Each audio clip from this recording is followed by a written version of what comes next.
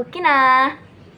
Kali ini selain untuk memenuhi tugas mata kuliah fisioterapi pediatri, video ini juga bisa mengedukasi untuk para ibu dan calon ibu saat hamil. Apakah ayah dan calon ayah tidak boleh menonton? Tentu boleh, karena ayah juga sangat penting gitu ya. Perannya sangat penting dalam membantu pencegahan pada kasus yang akan saya bahas. Silakan disimak guys. Apakah teman-teman pernah melihat gambar ini? Gambar ini tentu teman-teman pasti pernah menjumpai ya, entah itu di lingkungan sekitar atau di media sosial. Nah, itu gambar apa sih? Itu adalah gambar Erbs palsy. Nah, apa Erbs palsy? Erbs palsy adalah kelumpuhan yang terjadi pada salah satu ekstremitas atas akibat cedera pada plexus brachialis,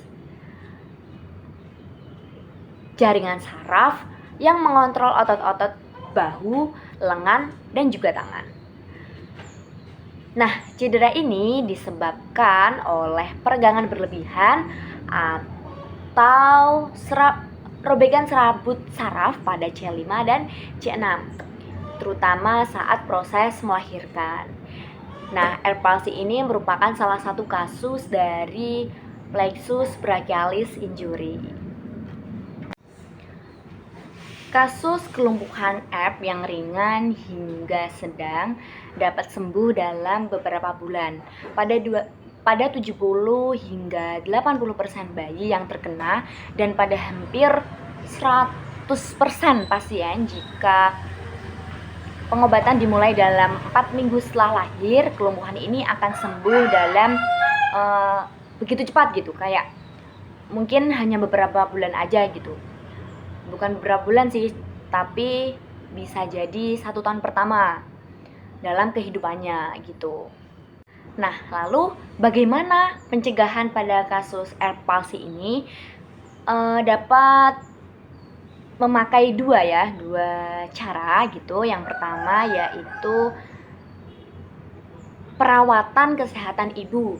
Perawatan kesehatan ibu yang baik selama kehamilan itu termasuk menghindari dan mengendalikan diabetes. Nah, itu dapat membantu mencegah kelumpuhan Erbs. Nah, yang kedua yaitu perencanaan lanjutan. Ketika bayi lebih besar atau mungkin berada pada posisi yang salah gitu, pada minggu-minggu yang sudah mendekati proses melahirkan, nah ini harus dilakukan perencanaan lebih lanjut oleh dokter.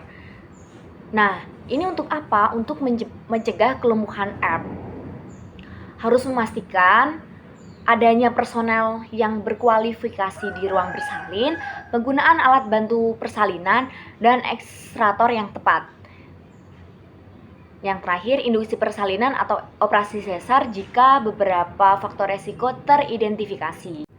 Untuk pengobatan pada Erbs palsy ini ada 2 cara. Yang pertama yaitu pengobatan non bedah.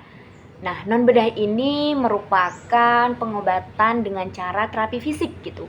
Nah, terapi fisik ini akan membantu proses penyembuhan si bayi pada kasus Erbs palsy. Dengan cara apa? Dengan cara untuk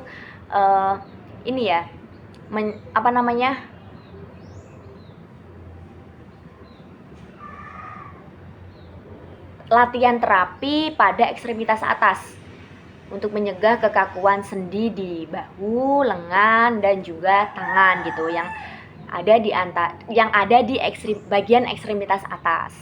Nah, yang kedua yaitu dengan cara bedah gitu. Ada 3 cara.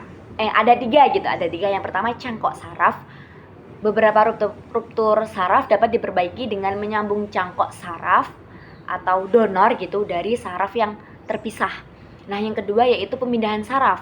Dalam beberapa kasus, dokter bedah dapat memindahkan saraf dari otot lain untuk mengembalikan fungsi sarafnya. Nah, yang ketiga yaitu pemulihan.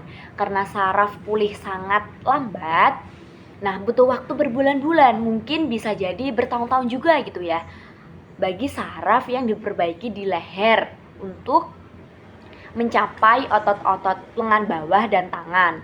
Nah, setelah operasi perlu melakukan latihan rehabilitasi di rumah untuk meningkatkan kekuatan dan renang gerak bayi. Seperti itu.